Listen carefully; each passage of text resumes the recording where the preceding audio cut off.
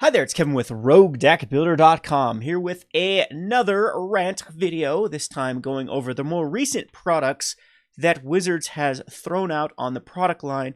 I'm trying to dissect the true value of these products and give you my overview of them. Now, yes, a lot of you may think that I am the negative Nancy in the Magic the Gathering community, the anti-hype, the person that always has a problem with every product, which has been true recently. There have been very little things for me to get excited or happy about.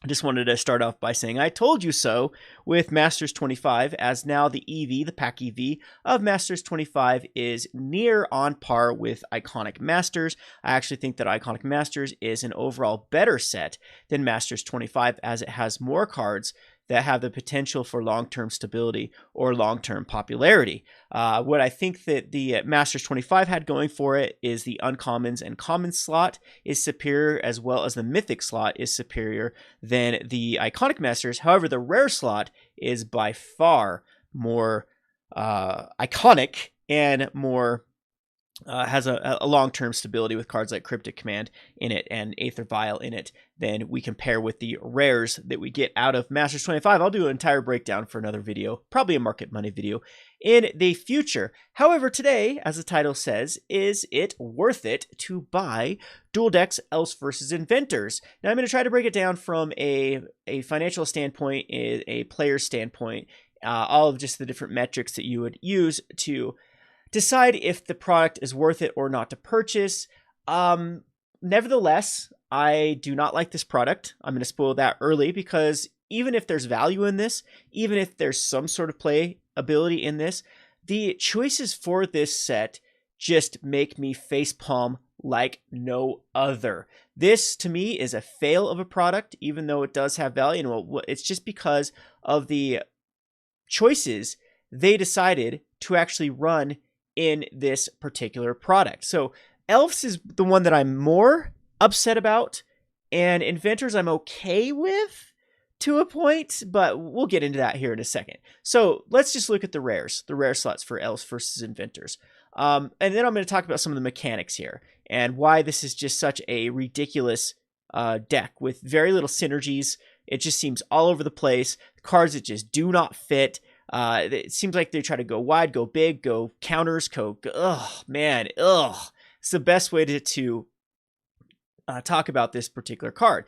So we got the Ezuri Renegade Leader as the chase card out of Elves. It's currently sitting around the $5. It's a card that constantly needs to be reprinted because it's very, very popular in Commander, as well as basically in every other Elf tribal deck.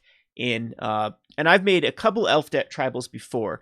I've made a Milmer Vig Elf tribal deck where you tutor up a lot of different elves and have like a counter theme before. And I have a Noth the Guiltleaf Elf tribal discard deck where Azzurri is actually used in both of these. So I know that the people tend to play this as well as in any sort of mono green Azzurri, either as a commander or again included. As it's one of the best finishers for an Elf Ball commander deck. Modern, it is your Elf Ball of choice to then finish off the game. Some Elf decks have been straying away from Azzurri for other stuffs, but still, it is very, very popular card for Elf Tribal. I don't have any problems with it to win in Guiltleaf either, as it gives all of your elves +1/+1, plus gives you a little bit of an anthem type effect when you attack in, gaining 1 life for each elf you control, sure. And the Archdruid, of course, needs to be included in here. So these 3 rares are fine. Then we get to the dumpster fire that is Gladehart Calvary. This is where, when you try to say that Wizards does not look at the secondary market, of course they do. Of course they do. And this is their included bulk rare in the format. A 6/6 for 7 mana. When it enters the battlefield, you support 6. You put +1 counter on each of up to 6 other target creatures.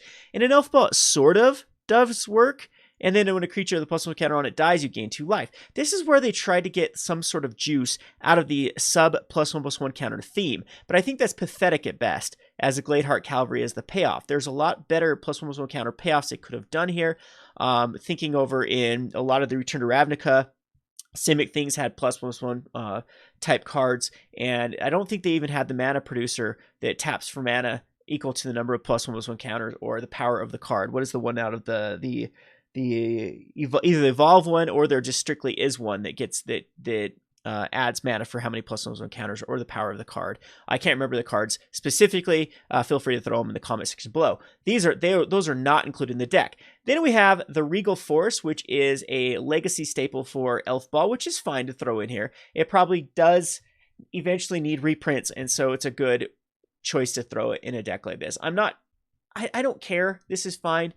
In this slot, draws you a ton of cards, but we'll see that the go wide isn't even that good in this, like the top end or the more mid-range expensive parts of these decks are going to make Regal Force kind of lackluster, I would assume, and instead of going what True Elf Ball does, which runs a ton of ones and 2 drops, curves out at the 3, and then the Regal Force is like its high end after that. So then we have the Sylvan Advocate. Sylvan Advocate I don't think is really known for elves. This was just something that was pretty good in land-based decks, and there isn't any synergy. I guess they do have the Treetop Village, so there's a synergy there with the Sylvan Advocate. However, again, I think the rare slot over the elves. We're thinking elves going back in the history of Magic the Gathering with the Dominaria set being showcased coming up. They could have definitely included a lot more cards from Dominaria in the elf slot here. Sylvan Advocate is another weird bulk rare, has had its day in the sun for sure, is a great card that is almost modern playable. I think the Fatal Push really took the wind out of Sylvan Advocate ever seeing play in modern, but it is there. You never know if another land-based strategy like Mutavaults and Treetop Villages could ever see play. Running Sylvan Advocate in a modern deck, sure. I'm okay with this inclusion. Wrong place in my opinion. Here is where I really start to get very meh about. Talara's Battalion. Pretty cool card. A 4/3 for 2 mana, trample, and it can only be cast if you cast another green spell this turn. Had really good synergy in the last dual deck because of Burning Emissary. Has 0 synergy in this one because they don't even have enough 1-drops to really make it worth it. So it's a 4/3 for 2 mana, and it was just barely reprinted. What is up with Wizards and these double reprints in a row in dual decks? This is just absolute nonsense. It's a card that did not need a reprint in this particular box set. Yeva's Nature's Herald, another rare that's been printed in intro packs, has had a bazillion. It's a little bit over bulk at the moment, but it's so many better things. Doesn't really this card works more in of a stomp type, mid-range type deck of where you can flash cards in at the end of turn and then swing in for lethal. I get it. I guess there will be some synergies in here, but this just seems so convoluted for all the rare choices all over the place. There's just no rhyme or reason for these cards. Then we have this Elvish Apparition. What's it going to ramp into once you have it out? It adds for 3 mana. Whoop-de-doo. It's a 4/5. It just was in Masters 25. Did anyone have draft this in Masters 25? It's the same thing. It's like once you're up to 6, what are you going to do with the extra mana? This is your high curve. You don't need the mana at that point. Bad card to be throwing in here. We have the Branch Bender, which gives a forest X tree folk, where X is the number of elves you control. Sure. However, this isn't necessarily like a go wide based strategy. We don't have a lot of the producers that throw out like a 1/1 elf every time a elf is cast, right? That they didn't include the Huntmaster in this deck. All we got was the Elite. So a card like the Branch Bender is just out of place in this particular format. This deck does not know what it wants to be doing. 2 Elvish Mystics, that's what we get for the Mana Dork type effect for elves. Elvish Vanguard, again, another card that works better with the go wide type strategy, has a little bit of +1/+1 counter strategy with what? The Gladehart Calvary? But you don't want it to die at that point. And then we have a Fierce Empath to go get your one of Regal Force or your Gladehart Calvary, which Fierce Empath, again, is known for like beast decks or ways to get big stuff. With this, it doesn't really have a lot of options. If you just have either one of these 2 in your hand and then have a Fierce Empath, have fun going and getting the Elvish Apparition. It's just such a feels bad card in this deck. The Ivy Lane Denizen, another card that goes better with the go wide, where you want to be casting multiples, where cards like Dwinian's Elite needs to be in heavy numbers, or the Huntmaster needs to be in heavy numbers, or just something that adds other sort of elf tokens out there. There are tons of them in the history of Magic that do so. However, it's just this card's all over the place. Oh, never mind. We can get a Krosan Tusker with our Fierce Empath. Ugh. Come on. When do you need a cycle for a basic land in this deck? You have your Mana Dorks. This is Elf Strength. Look, getting these cards, Cursed Tusker again is usually a good card in some sort of reanimation-based strategy, or where you can get a lot of value out of getting this back to recycle it. Does not fit in this deck. The Seed Sculptor, +1/+1 counter was not a big enough theme. Either go all in on the +1 counter or let it go. The one of Gladehart Calvary and the 2 of Jagged Scar Archers is not going to be enough to really push this +1 spreading counters nonsense. And then we have the Garbage Fire of the Garbage Fire, the Leaf Gilder. Out of all the mana dorks, let's just do a strictly worse card than Elvish Mystic and throw it in here. We also have Elvish Mystic. We have Findor and Elves. It needs a reprint. We have Llanowar Elves that's been showcased in the upcoming set of Dominaria, and they choose to go with Leaf Gilder. Wow. Llanowar Empath, again, would have worked very well if they would have been all in on this strategy of kind of going this lead the Stampede, Llanowar Elf, flood the board with a bunch of Elves, but this curve is just absolutely horrendous with Elves. It's just a weird wannabe go wide, wannabe go big, wannabe go counters, wannabe who knows what the hell this deck wants to be. Here we have another Wildheart Invoker that wants to get the added benefit of having a lot of mana to give something +5/+5, but it's another awkward, weird card in this type of format with not a lot of ways to generate mana to begin with. We have the Jagged, the Elite, which is good in a go wide, but I would like to see Huntmasters with this particular thing, and then have a bunch of ways to make a bunch of Elf tokens and spread the board, and then have, at that point, you can run the Ezuri Renegade Leader as the best way to finish it up. They could have easily, of course, not included, instead of the Gladehart Calvary, they could have put a Craterhoof Behemoth in here for that base strategy, or the Regal Force type thing, rather than one of these other cards. And then that could have made the Fierce Empath actually something that would have been worthwhile. They put Mythics in the last dual deck. How come they didn't put it in this particular dual deck? Craterhoof Behemoth would have been just a huge, impressive finisher for this particular, and went on theme with how a lot of these Elves do win.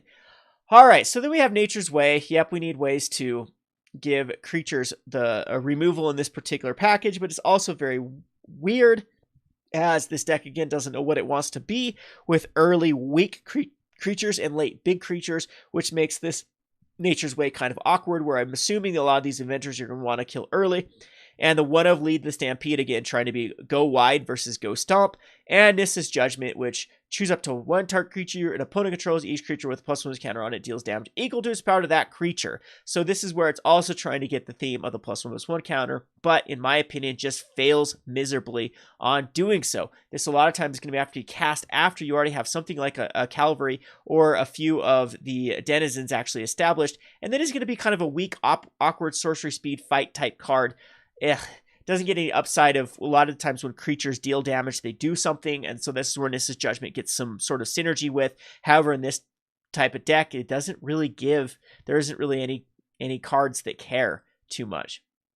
And a one of Naturalize, yay, to kill all those inventions that the opponent is controlling. I definitely think they should have gone higher in the Viridian Shamans for this, just for the theme, the on theme, or they could have run the cards from what is it, the Zealot, the Viridian Zealot, is that what it's called, from Mirrodin, that can destroy an artifact. That would have been, of course, perfect in here as well. So Naturalize, I think, is I don't think it really fits in this particular deck with wanting to have a lot of creatures. All right, we get into lands with the Ornery Fastwood, which again puts counters on stuff. Yeah, sure, go that theme. Maybe the better one would have been the Hideaway land for here. And I'm okay with the Treetop Village and the Tranquil Thicket. Sure, I'm okay here. Mutavault would have been nice in this slot too, because it can be turned into an elf and had the synergy with the Sylvan Advocate, but whatever.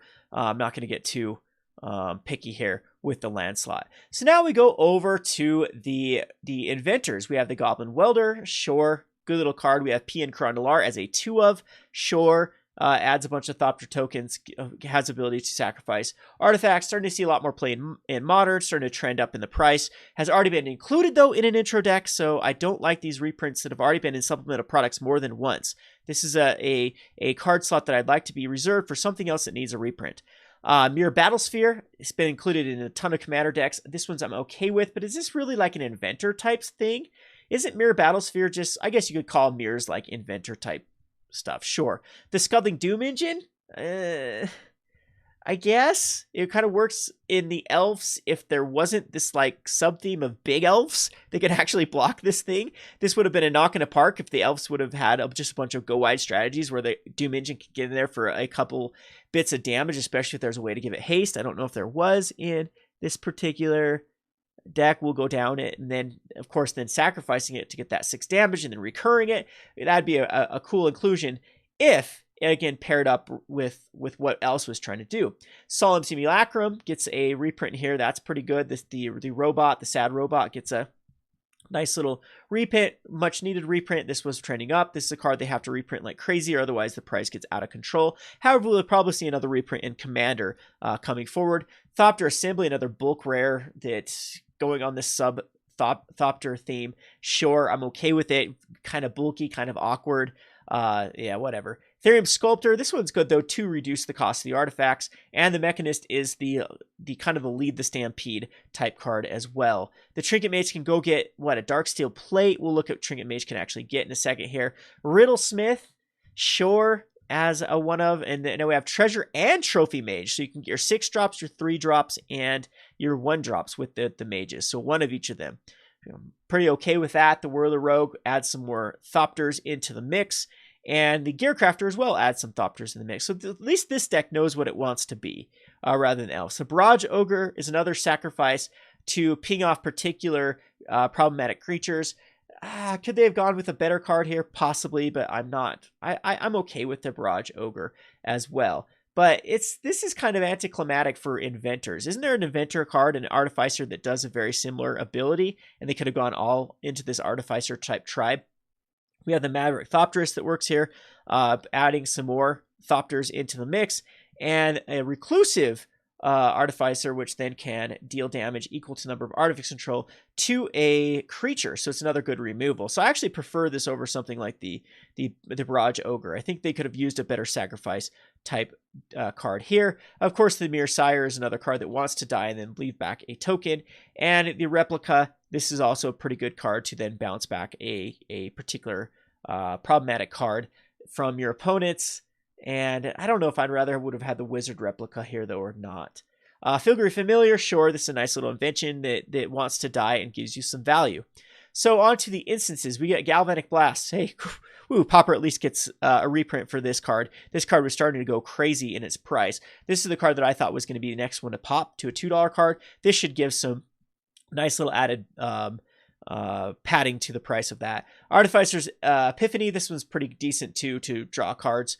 Again, though, this is kind of weird for a divination. It is instant speed. Not sure how much this deck actually cares about instant speed, because you can look a lot of it, 24 creatures, a lot of it is sorcery speed, what they're going to be doing. So it's not like they're holding this up and they can flash something in. So that's usually the difference between when an artifact or a sorcery matters. And this particular deck, it doesn't even appear to me that it gives a damn. So in this case, a divination would just be strictly better. I think they could have found a better card in that slot.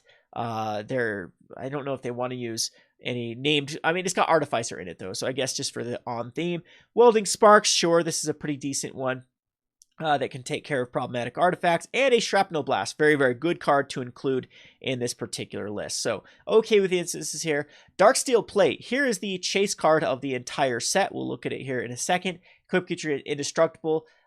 Do we give a crap against elves? That's the problem. What card here wants to be indestructible? This is what we call a fodder deck. Everything wants to die. What the hell are you going to put this Darksteel Plate on that cares about it? Either this wannabe go big, go wide elf strategy. This is just another awful card in here. So Darksteel Plate, whoop-de-freaking do. Yes, it needs a reprint, but it's so weird. Thicker Wellspring, is this an invention though, or just something that happens in Mirrodin? So yeah, this is kind of awkward off theme, other than it does work. You do want Ichor Wellspring as a way to sacrifice stuff to get some sort of value. We have the Inventors Goggles. Okay, on theme, sure. There's a lot of Artificers, sure. The Michael Smith Wellspring. The Wellspring is just like the Ichor Wellspring, can help you fix your mana. The Pirate Spellbomb, another great invention. Voyager Staff. It just seems too much to pump it into. Yeah, I get it. You get some sort of flicker effect with like the Pian Crondalar, one of these Whirler rogues. Not a fan though. Man, there's so many artificers in the history of Magic that could have gone here. The cranial plating would have been good in this, other than it's not black. I understand that though. A 1 of Great Furnace and a 1 of Seed of Synod. Really, that's what we get, is 1 of each of those, and a 1 of Darksteel Citadel. These could have been in higher counts, would have worked with the artifact theme, would have worked with the artifact matters theme a little bit more in multiples. This is a dual deck, for heaven's sake. You don't need to care about the multiples. Then we go over to this garbage fire of the lands they included. The Temple of Epiphany and the Shivan Reef. I'm actually okay with the Temple of Epiphany because, again, it kind of works with this inventor type theme. But the Reef, come on. Quit producing these lands. The secondary market, it shouldn't be something that Wizards should be that concerned with. Here's another one where they could have easily ran the fast land from Kaladesh. The filter land that was just reprinted in the M25 set would have been a better inclusion here. We can even go back to some other lands, like there's got to be a blue-red land that had some sort of theme where it mattered what you... They got a morph land. How come we didn't get a morph land here for blue-red? That would have been just better than a Shivan Reef, in my opinion. Or, heaven forbid, put a goddamn Scalding Tarn in here for once. That's like, it's okay. Yes, it would have sold off the shelves, but is that necessarily a bad thing? I think that Modern needs to reprint those fetch lands. Or what is that? Oh, Steam Vents. Why did they put a Steam Vents in here? That's Inventors. That was in a whole Inventor tribe or clan or guild. A Steam Vent should have absolutely been in here instead of the Shivan Reef. Then we have the Swiftwater Cliffs, Mountain, Island, Foundry of the Consuls, puts more Thopters, and Phyrexian Core. So overall, let's just take a look at the value of this deck. 27 from the Elves, 41 from the Inventors. If we actually throw out all the cards under $2, we are left with really nothing. An Azzurri. Nope, Regal Force is even under the $2 mark. So the overvalue of the Elves is actually very, very dismal when you cut past all of the kind of the chaff. We have a couple of sub-dollar cards that are just going to get murdered in price range. As nothing here is just 2 from the Elves is 2. I mean, again, this is where Dwindion's Elite would have had enough of cards in here to make it worthwhile. We have the Inventors here that has a Solemn Simulacrum. There's one of the good things here. The Goblin Welder is above that price point. The P and Chronolars are okay, but again, they're sub that $2 mark, which makes this very, very hard. And we have this out-of-place Darksteel Plate. Again, a card that the deck doesn't even want is put in the deck, just out of a way to sell it. They could have easily thrown even a coat of arms here, I think would have been better. What's the Convoke card that gives all creatures +2/+2? That would have been better in this slot, and they could have put the value where it's needed in the lands with a goddamn Steam Vents for once. So overall, this entire deck is an absolute dumpster fire of a failure. People are going to think that the value is here. Otherwise, the value is a facade here. It is a misrepresentation of what the true value of this particular deck is going to be. I'm thinking the gameplay is going to be really clunky. I do like the Inventors better than the Elves, but the Elves might be better streamlined, as the Inventors doesn't really attack. It's giving the Elves too much time to really build up, in my opinion. But I think that the edge would go to the Inventors. We'll have to wait and see when people play these things out to see how well they will actually do. So overall, not a fan. So this is where I get really, really, really, really peeved. Let's look at the could-haves here for Elves versus Inventors. So you can look at decks that already see play. We can look at Commander for inspiration. We can look at Pauper for inspiration. Birchlord Rangers absolutely needed a reprint. The card that definitely needed was the Quirion Ranger. They could have had some sort of synergy with the mana producers. But the card that really wanted to be in here was Priest of Titania. Are you kidding me? Priest of Titania was not included. Over Leaf Gilder? Timberwatch Elf and the Huntmaster would have been much better inclusions for the go wide strategy of Elves. Throw away the garbage +1/+1 count matters thing. They should have gone higher into the Huntmaster, the Dwindion's Elite, and the Timberwatch Elf type strategy to make an actual Elves type deck. Not this this deck we don't know what it's actually doing. So even a Viridian Longbow would have been perfect to throw in this particular Like this is, hey, look, go with the non-invention, just go with the old weapon based thing. Our weapons are better than your inventions type sub theme. And Scattershot Archer would have been a definite good inclusion in the deck, as there are so many Thopters too, and they went the Jagged. I guess is okay. It deals damage to the creature with flying, sure. But there are just so many better inclusions they could have included for the Pauper Elves. If we go over here to the metagame for an Inventor type theme, let's see what we can find from Pauper. Pauper has the closest thing we have to Inventors would probably be Affinity. So the thing they could have put in Affinity in this sort of strategy, they could have put a Metallic Rebuke or a Thoughtcast. A Thoughtcast, of course, would been really good instead of that Epiphany. Thoughtcast would have been a better card there. I don't know if they really wanted to go like the ATOG route for that sort of things. But as far as Inventors are concerned, we have, see if we have the like the Master of Ethereum. We have a lot of stuff from Affinity, from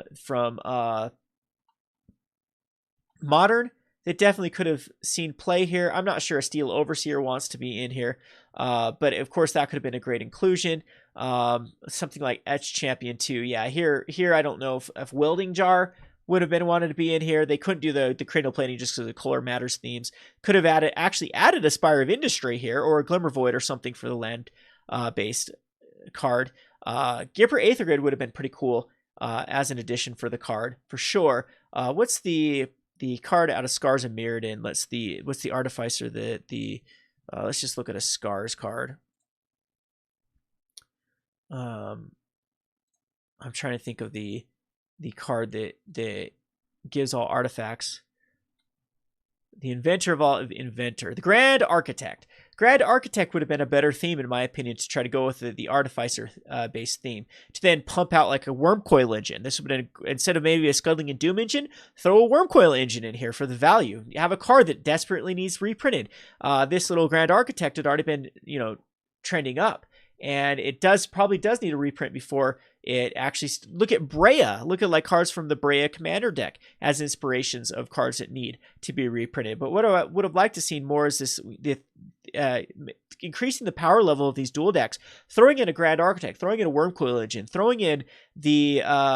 or instead of Wurmcoil Engine, just throw in a lot of the Thopters. Isn't there a big Thopter meta? I guess they have the Mirror Battlesphere. But the Mirror Battlesphere would have actually worked with the Grand Architect in this particular strategy. And I think it ramped it out. These 6 and 7 drops would have been a lot cooler theme than what they were trying to do. Plus, this actually does work with the go wide type strategy. You can turn all your Thopters into blue creatures and then have this definite really good go wide type base strategy. Anyway, yeah, very disappointed in these particular decks. Before this deck gets way too long and way too ranty, this had too much of a breakdown of here. Let me talk about these other products that are coming out. So I was going to do a different video about the Signature Spellbook Jace. I don't really have a problem too much with this particular.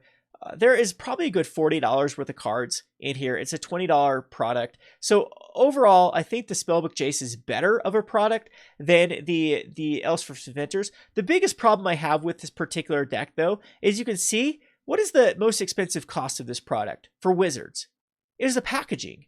It's going to be, so I think that why only 8 cards? If they have to create a product that's going to cost them a lot, to package it, they should have packed it full of more value. I would have liked to see the MSRP increased for this particular product and then had them include at least 10 to 15 cards. 8 cards seems a little bit low for this particular list. Brainstorm, Jace Beleren, Gifts Ungiven, Counterspell, Mystical Tutor, Threads of Disloyalty to a point, our Negate, even Little Blast is kind of a weird card. Of course, Pyroblast would have been a better version, as it's just the strictly better version of this card and desperately does need a reprint. Sees more play in Legacy, Vintage, and Pauper than I like to give people the Pyroblast versus or Hydroblast versus Blue Elemental Blast challenge. You put them both in front of a player, and a lot of players can't figure out why one sees play and the other doesn't. So comment section, someone that understands the kind of nuances of these particular cards really is the deck that it is Mentor. Both Young Pyromancer and the Mentor decks definitely prefer the Blasts or the Hydro and Pyroblasts over the other versions, just of how they work. Yeah, again, not going to spoil it for people that can figure out the kind of the difference between the two. However, again, this card could have thrown a couple more cards into the mix. I would love to see Jace's Phantasm. Another creature would have been great in this particular deck. I understand that they don't want Mind Sculptor in here, but how come Mind Sculpt, the target player, Jace is all about milling. How come mill cards were not included in this? So for that reason, I think the signature spellbook Jace was pretty much a dud or a disappointment. In my opinion, the borders look sweet, sure. It's got some cool things going for it. The Gifts Ungiven Mystical Tutor for the chase cards here for the rares, I think are pretty decent. Counterspell Brainstorm, negate for the uncommons and common slots pretty decent well. And the Jace Bellin is probably the appropriate Jace to throw in this particular signature spellbook Jace. Again, however, I think this could have had some more of the iconic, more mill cards. Mind Sculpt should be in here. Isn't Mind Sculpt just the mill 7 card that I'm thinking of? Jace's Phantasm should have been in here. A few other of these very, very iconic Jace cards definitely could have been. What do they have? Like Jace's Sanctum, Jace's Erasure, Jace's. There's a lot of things they could have just chucked in here to give a little more value, a little more. I know that they're like, well, if we put too many of these random foils, so you get like a random foil per pack, which I don't necessarily like, because then people that are collecting them, it just becomes these are masterpieces all over again. People are just going to try to win the lottery to find what's the foil one, the foil Brainstorm, to make it worthwhile.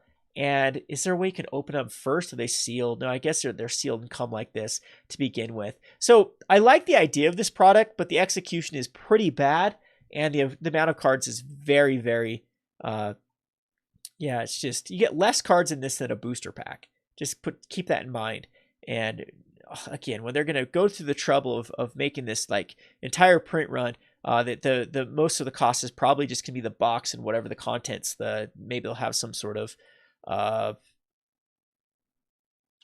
don't know, flavor thing in it. It's going to be more than actually the cards, the actual cost of the cards.